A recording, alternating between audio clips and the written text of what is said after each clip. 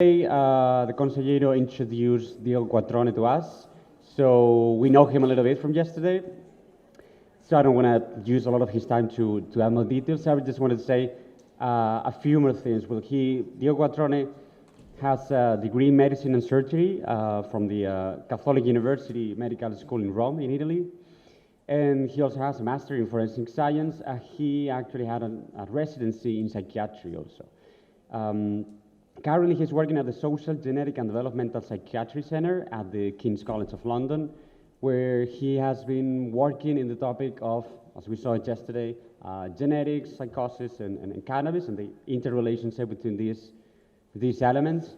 So today he's going to talk to us about whether the genes or the schizophrenia genes is, how to say, it explains, and it says, it's all explained by the schizophrenia genes or what else is there. So I just let him start talking and try to reply this question. And also, I know that all of you must be expecting that he also replies the question that he left unanswered yesterday. So we all hope that you do give us that answer too. So thank you.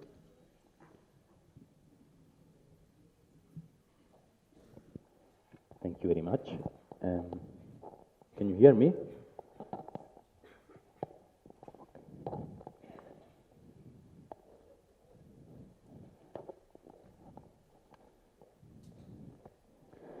Okay, so thank you once again for the invitation, and I will talk about cannabis and psychosis, and our starting point is the consistent epidemiological evidence showing an association between the cannabis consumption and the risk of developing psychosis later in life. And this was well summarized by at least 3 major meta-analyses. The last one showing a pooled odds ratio of 3.9 between cannabis consumption and the risk of developing a psychotic disorder.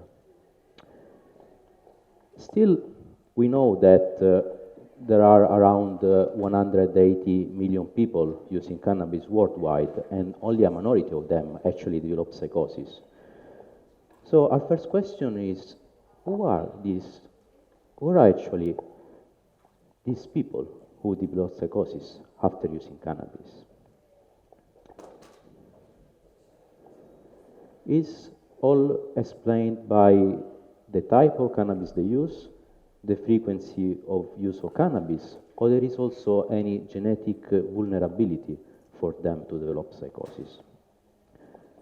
The second point, to answer the question of yesterday, is actually this point moved from a critique that is often done. So some argue, if cannabis has a causal relationship with a psychotic disorder, how is it possible that the incidence of psychosis has not increased over time? This is a very interesting question, but I have to say that this question raised from a false assumption, so we don't have actually any evidence that the incidence of psychosis has not increased over time. And the only study that examined the variation of the incidence of psychosis in the same geographic area across the time was conducted in the 90s by Jane Boydell, who actually showed an increase in the incidence of schizophrenia.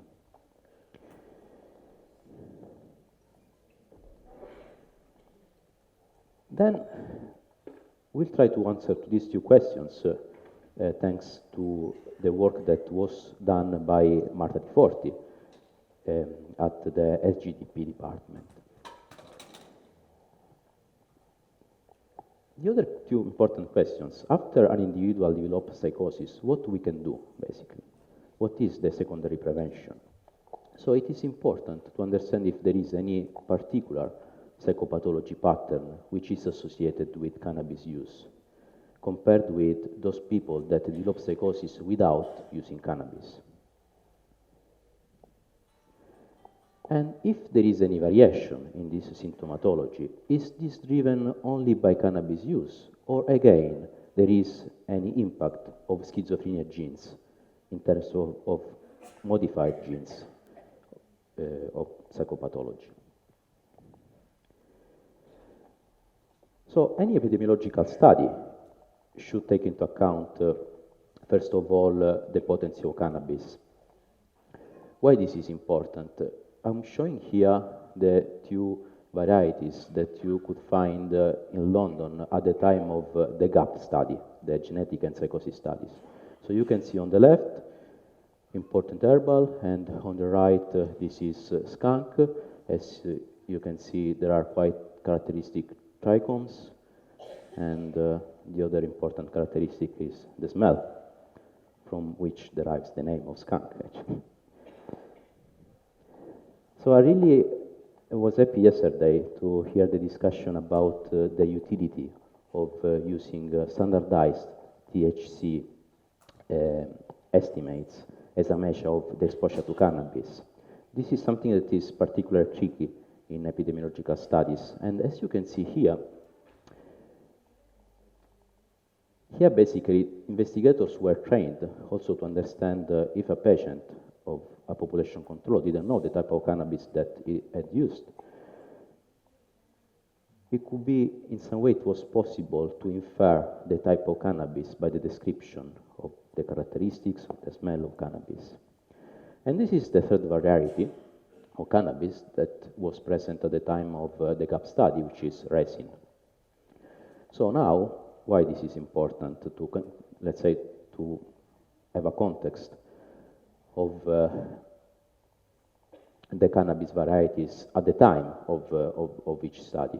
Because as you can see here, skunk was the one, these are data from the Home Office, so skunk was the one having the highest percentage of THC, 16%, and hash was the variety of cannabis having the lowest percentage of THC, around 4-5%, and also having quite a similar concentration of CBD.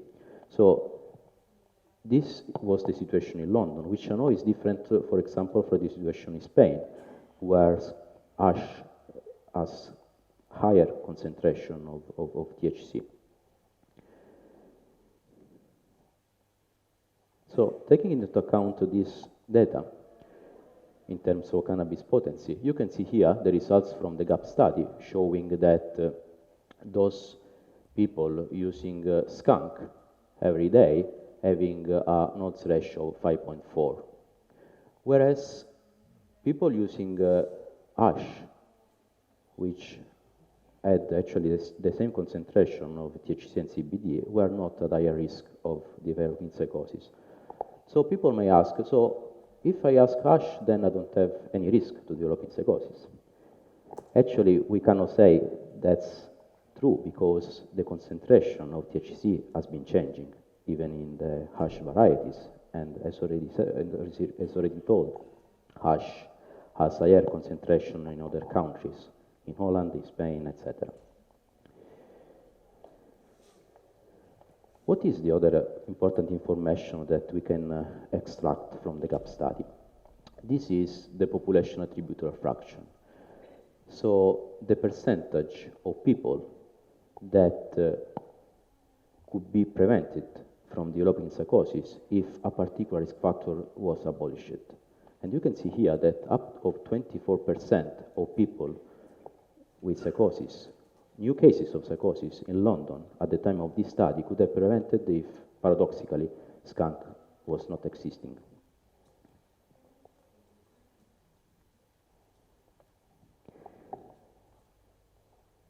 To examine the question about if there is any correlation between the incidence of psychosis and cannabis use, and also to understand how different varieties of cannabis impact on mental health, it's important then to enlarge our study to a multinational study. So this is the UGI study, which I briefly presented yesterday, which was conducted in 5 European countries and in Brazil. And in this study, it's important to highlight that population control were real population controls. So they were representative of, in terms of age, gender, and ethnicity, of each catchment area. So they were not matched with cases. And we will see later why this aspect is very important. So let's look how the cannabis potency has changed over time. So you can see here, these are samples that were confiscated by the police in London, and we examined these samples a few years ago, and we found basically that, as already mentioned yesterday, the concentration of THC in skunk has remained the same over time, so it's still around 16%. Very interestingly, hash, even it was very rare to find hash in these confiscated samples, there were some samples in which we observed a very high concentration of THC, which means that even in London, maybe the market, the street market, has been changing. And the relevant point here is that 94% of the samples were skunk. So if you are in London, if you buy street drugs, street cannabis, you are most likely to get a skunk. For dividing in the whole UGI sample are cannabis types, considering these differences in terms of concentration, we used the data from the European Monitoring Center for understanding, based on the type of cannabis that was reported by patients and controls, what samples could have been considered as high potent and the samples that could have been considered as low potent.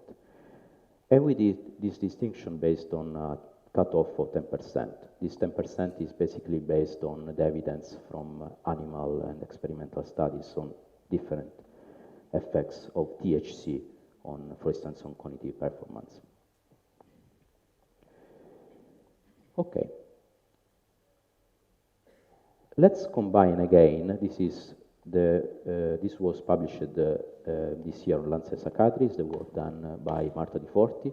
Let's see what happens when we regress both the type of cannabis and the frequency of cannabis across the whole Europe in the UGI sample. You can see here that there is, in green, there is a crude odd ratio, which is already actually adjusted for age and gender, and then in red you can see the adjusted ratio that is further adjusted for everything else that you can imagine can impact on psychosis, so use of other drugs, ethnicity, employment status, level of education, etc. You can see here that across Europe, those individuals that were using cannabis varieties with a high concentration of THC were 4.8 times more likely to develop a psychotic disorder.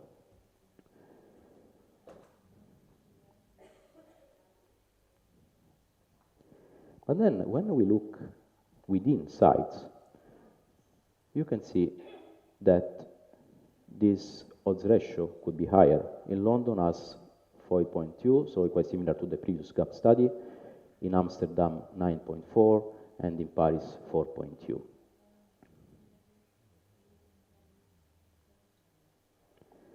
Again, why should potency matter? As you already seen, THC has an effect on the positive symptoms, delusions, hallucinations, passivity phenomena are all correlated with high consumption of THC, but it also an impact on memory and cognitive functioning. Whereas cannabidiol, in some way, is able to counterbalance THC effects. And this, as already showed yesterday, has been also demonstrated by experimental studies. So, now that we know that across Europe, high-potency cannabis, especially if used very frequently, is associated with a high risk of developing a psychotic disorder, can we compare this with the incidence, with the variation of incidence across sites? So, again, this is the incidence of psychosis in the UGI sample. You can see here the lowest incidence in Santiago, as we said yesterday, maybe the cathedral could be a protective factor, but also in Palermo, where there is another cathedral, there was a very low incidence of psychotic disorder. These, again, are crude odds ratio. Here are the same odds ratio adjusted for age, sex, and ethnicity. Then what Dr. Di Forti did was actually to compare this trajectory with the cannabis consumption. In this graph, you can see in green the daily use of cannabis in the UGI samples, in controls, not in cases. So that's why it was very important having recruited controls that were really representative of the population living in each catchment area. So this is really a good proxy of the real daily consumption of cannabis in different catchment areas. In red, you can see the same incidence rates that I showed in the previous slides. And you can see here two peaks, both in Amsterdam and London, where you can see there is a correlation between the prevalence of daily cannabis use in population control and the adjusted psychosis incidence rates. And actually, this correlation was found across all the sites. It was statistically significant. Was statistically significant even the correlation between high-potency cannabis consumption and the rates of psychotic disorder.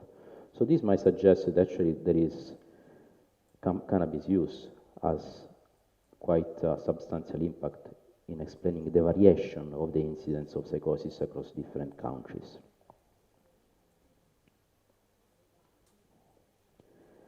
Let's calculate the population attributable fraction in different sites in the UGI sample. As you can see here, this is related to high potency use. So it means this is the proportion of new cases of psychosis that can be attributed to the use of high potency cannabis. So if paradoxically high potency cannabis was abolished in Amsterdam, we could, in theory, prevent up to 50% of new cases of psychosis, up to 30% in London. And you can see the population attributable fraction is quite pathetic in Bologna or in Palermo, where high-potency cannabis was not common at all at the time when this study was run.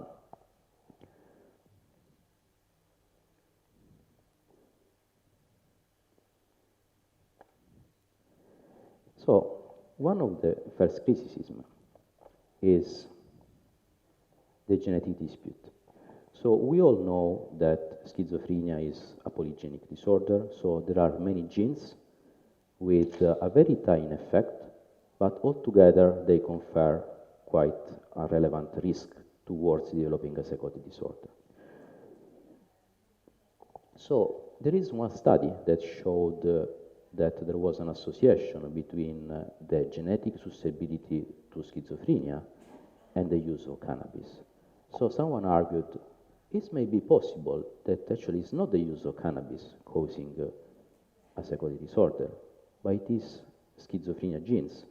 In other way, these people could have developed psychosis even without using cannabis. So the limitation of that study is that there were no accurate information on the phenotype. So again, the importance of looking at the frequency and the potency of cannabis. Because in that study, what was tested was cannabis initiation. So was lifetime use of cannabis, yes or no? Which we know in any substance use disorder is not something that is really relevant.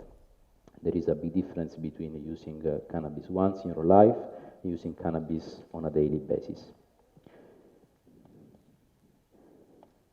So we try to answer this question in the UGI study, where we of course have quite more accurate phenotype in terms of pattern of cannabis use.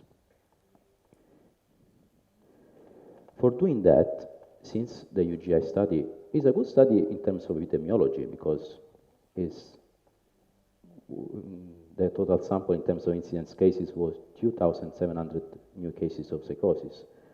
And we also recruited 1,500 population controls. But still, this is not a good power for conducting a GWAS. So we need to use another genetic approach in terms of polygenic risk score. And I will explain you very briefly how a polygenic score is calculated and what does it represent. So this is the last available genome-wide association study of schizophrenia. I suppose that most of you have already seen this slide. In the y-axis, you can see in the x-axis, you can see the chromosome. In the y-axis, you can see the significance. And this red line is the significance threshold, which is corrected for all the tests that were done. Because here in this study, basically were tested hundreds of thousands of genetic risk variants for the risk of developing a psychotic disorder in terms of schizophrenia. And you can see above this line, these 108 genetic variants that were found associated with schizophrenia. So it means that if people have these 108 variants, they are at high risk of developing schizophrenia. Based on the summary statistics from this study, it's possible in an independent sample to calculate a genetic risk. Basically, we consider all the individual risk variants for each individual in our sample, and we weight them by the logs-odds ratio from the summary statistics of this study. And in this way, by just summing then all these values, we get a polygenic risk score, which is nothing else than a composite score which represents how our sample is similar to a schizophrenia sample in terms of genetic risk. So it's a good proxy of the genetic vulnerability to schizophrenia.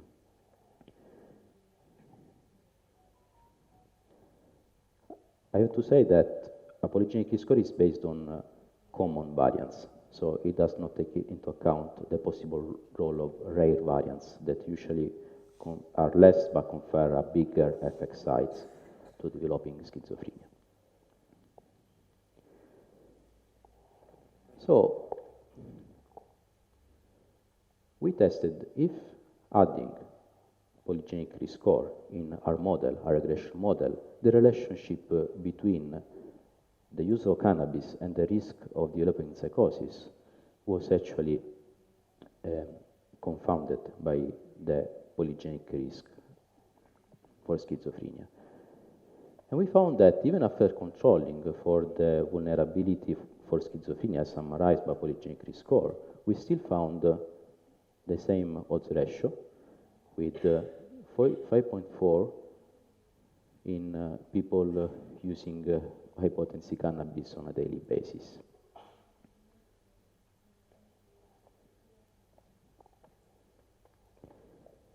This is well represented in this graph, and I will explain you exactly how this represents. So you can see here the different lines.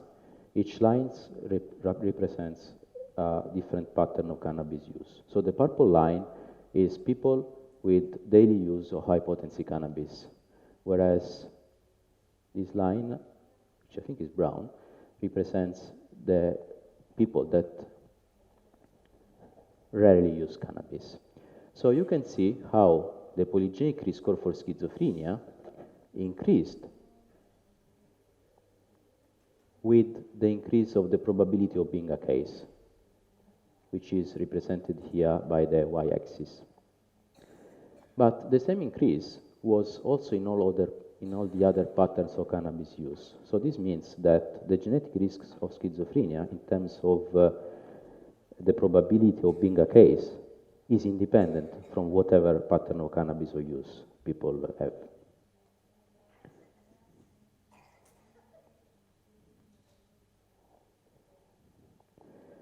So the first message that we have from pre-Brexit message from our UK is that the patterns of cannabis use vary widely across European countries, and this variation accounts for a variation in the incidence of psychotic disorder. In particular, the two aspects that are more important are the daily use and the potency of cannabis. And actually, these two patterns explain also the difference in the population attributor fraction, so the number of people that could be attributed to the exposure specific to cannabis use. And this relationship is independent from the polygenic risk for schizophrenia. So before going ahead to the second part, which is most related to the secondary prevention, is there any question?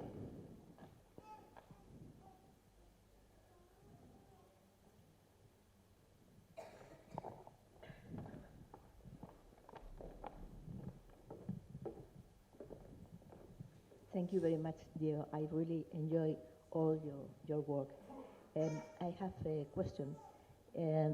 I have read your last paper from this year, and if I am not wrong, you work with both men and women. And I was wondering if you found any gender difference. Yeah. So yes, we found a gender difference in terms of risk of psychosis. So men were, of course, at higher risk of developing psychosis compared with women. And there was also a difference in the age of onset. So men developed psychosis before women. I don't think there were differences in the pattern of cannabis use, at least in terms of this was the odds ratio that I showed were basically quite similar in men and in women.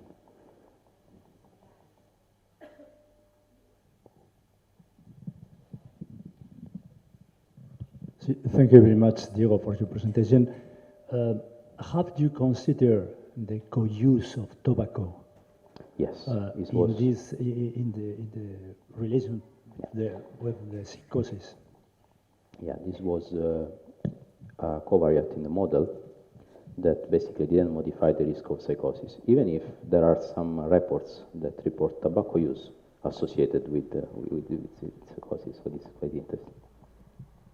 There was a recent paper in World Psychiatry about interaction between the polygenic risk score of schizophrenia and cannabis use in the appearance, in the incidence of schizophrenia. So this is in contrast with your results that there are independent effects. So how do you explain this? You mean this? There is clear and independent effects, but there is a paper by Golosud or something like that, it's the first author from the UJ consortium in World Psychiatry this year, 2 months ago, something like that study interaction between environmental factors and polygenic risk score for schizophrenia. So in this study, and they detect an interaction effect. Yeah. So in this study, it was a bit different study because it was not the same was not the same sample. It was still a UGI, you're completely right. It was not the same countries. They were analyzed other countries. I have to say that they were considered all the environmental factors, not only cannabis. And it was used another method. So it was not, this is a multiplicative model, whereas in that paper it was used an additive interaction. But still is a very interesting question. The debate is open. So we'll address this point later as a final comment. But thank you very much. It's a very good point. Yeah, and you are definitely right. Thank you.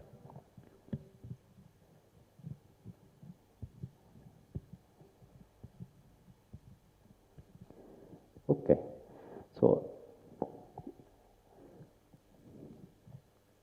let's go to the second part of the talk that is more related to secondary prevention. So basically what we can do after a patient is referred to our services for having experienced the first episode of psychosis associated to cannabis.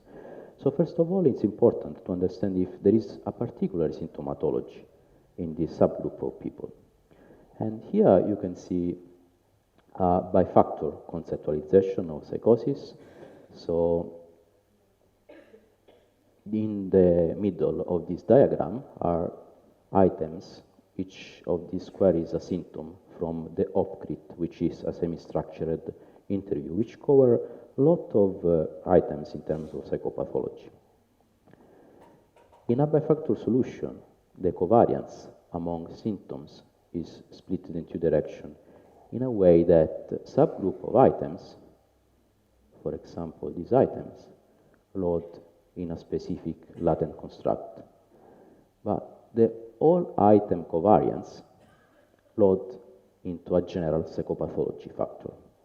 So this means that we can test how much variance is due to a specific latent constructs independently from the rest of the symptoms. For example, we can test how much variance is due to positive symptoms without the noise of the rest of symptomatology. Under the hypothesis that those people using cannabis would present in a psychiatric services with more delusions and more hallucinations, we tested if there was an association between different patterns of cannabis use and the severity of positive symptoms. And we found, here you see again in the x-axis different patterns of cannabis use, and the y-axis the score at the positive symptom dimension, and you can see that there was a linear relationship between a more risky patterns of cannabis use and the severity of delusions and hallucinations experienced at that first episode of psychosis. And it's also quite interesting, the first two groups in whom there was no or very rare exposure to cannabis, they had the lowest level of positive symptomatology.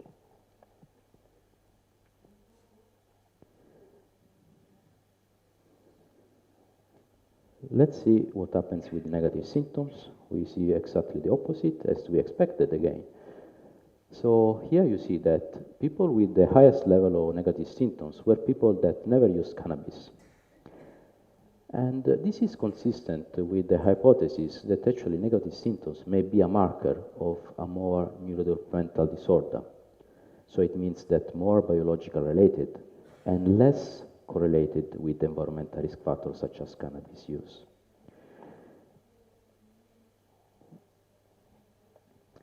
This is further supported by the fact that this group of people, so the ones that never use cannabis, had consistently more negative symptoms compared with all the other groups, including the ones that use cannabis only one time in their life.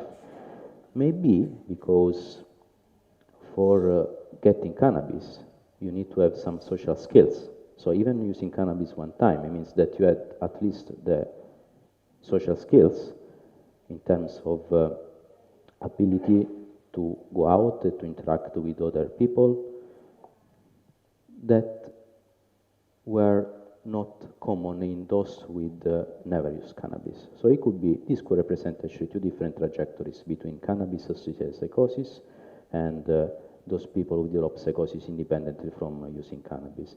And to say that this pattern is consistent also with other studies that explore the differences in symptomatology between, in general, people that use substances and have psychosis compared with people that have psychosis without using any substances.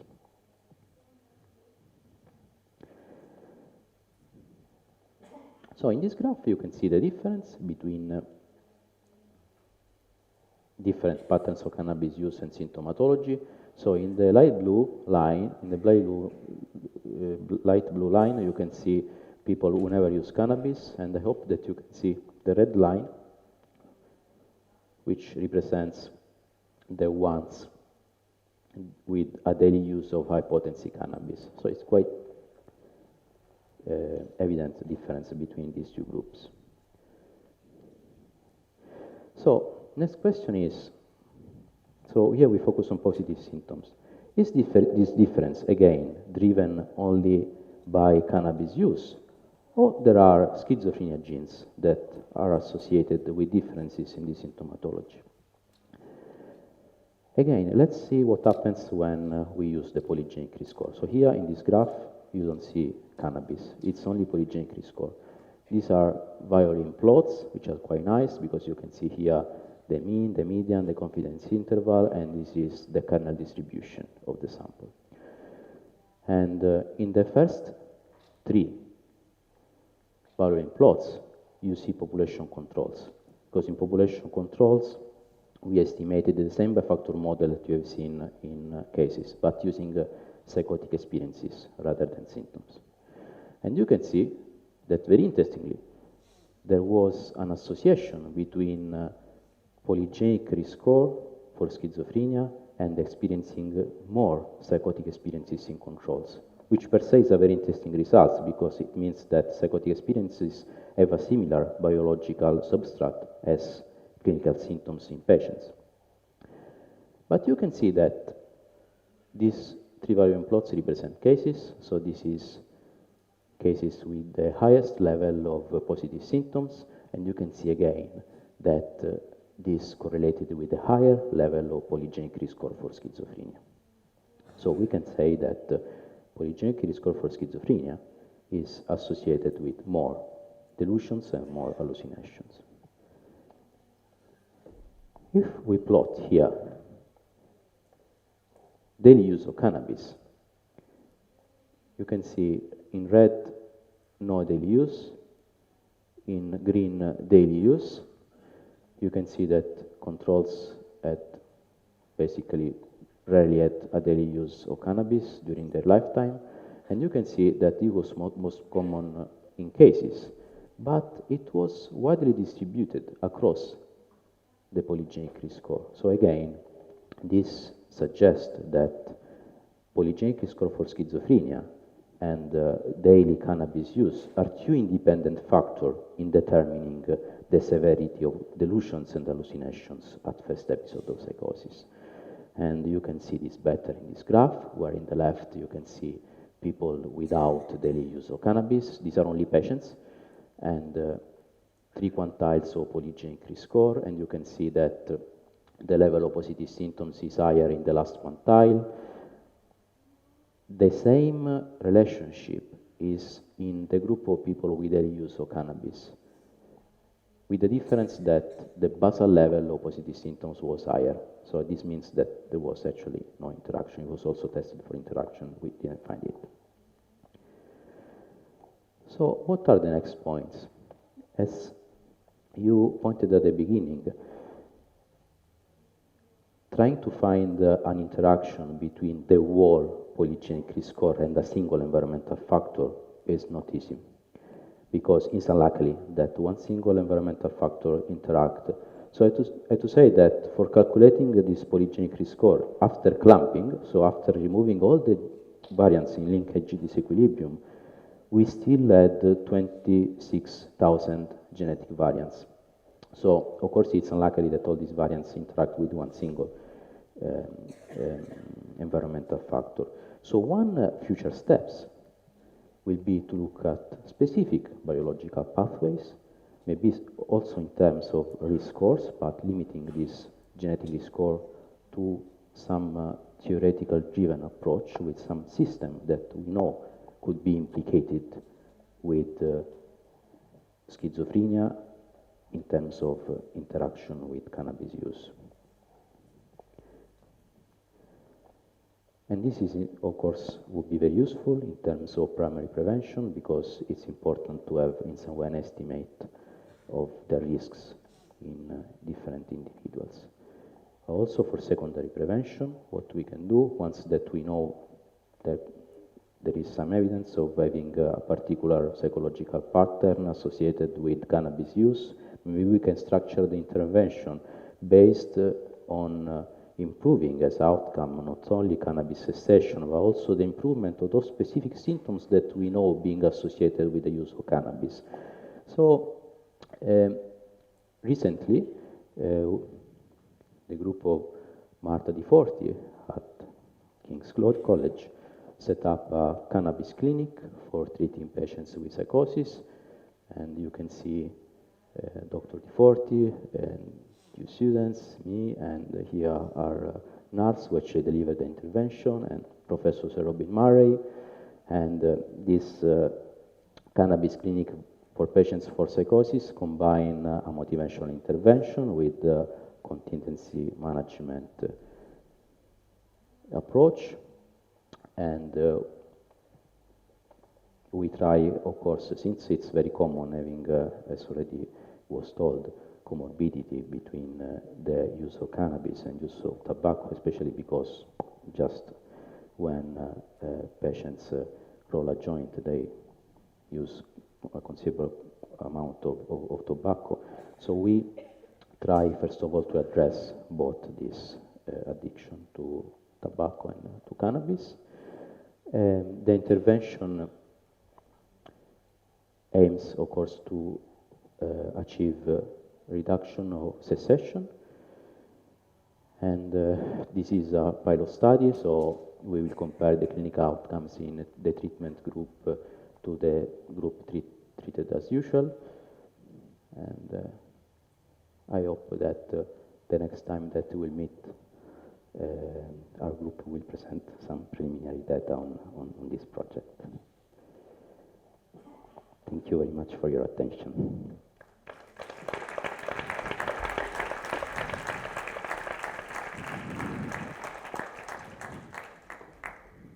Okay, thank you very much, Dr. Quattrero, for the interesting communication. I know there are a few questions have been already posed. I think we have time still. ¿Tenemos tiempo? Okay. So if there's still any question, hi.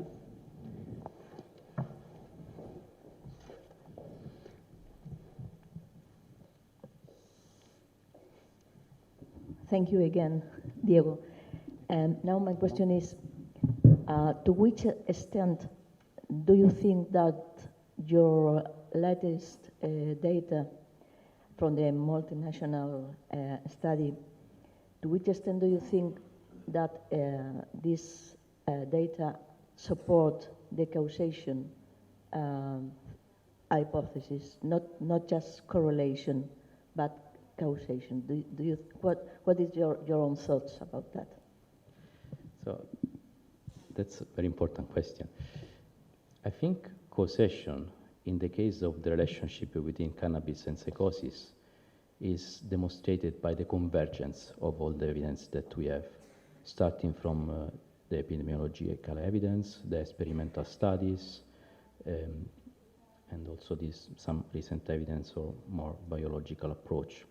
Still, of course, for defining causation, the best method would be using a Mendelian randomization approach, which is something that would be very interesting to see.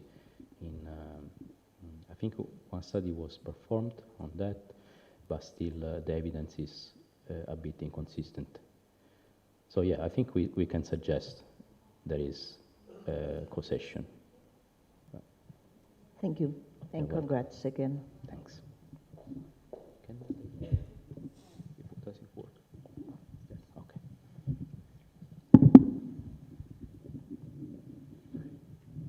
Any more questions? Well, in this sense, I wanted to add, what did you think about it? If in this sense the causation, when talking about the causation hypothesis, since we are kind of inferring from data, we don't have the mechanisms yet, I understand. But would it be related to the specific, since we have this debate about potency and frequency and accumulated use, would it be more that the frequent use or the system might be damaged because of frequent use, or might it be that the high potency at some point might trigger a problem that otherwise wouldn't exist? What's your hypothesis in that sense? So again, to answer this question, I think that exploring different biological pathways would be very useful. For example, we know about the endocannabinoid system, how much is important in terms of synaptic pruning during adolescence. And this is the window of time where actually we found the higher risk from epidemiological studies, so something is completely independent of developing psychosis. We know that the risk of developing psychosis is higher if you start to use cannabis before the age of 15, which may suggest some particular neurodevelopmental pathway during adolescence could be implicated.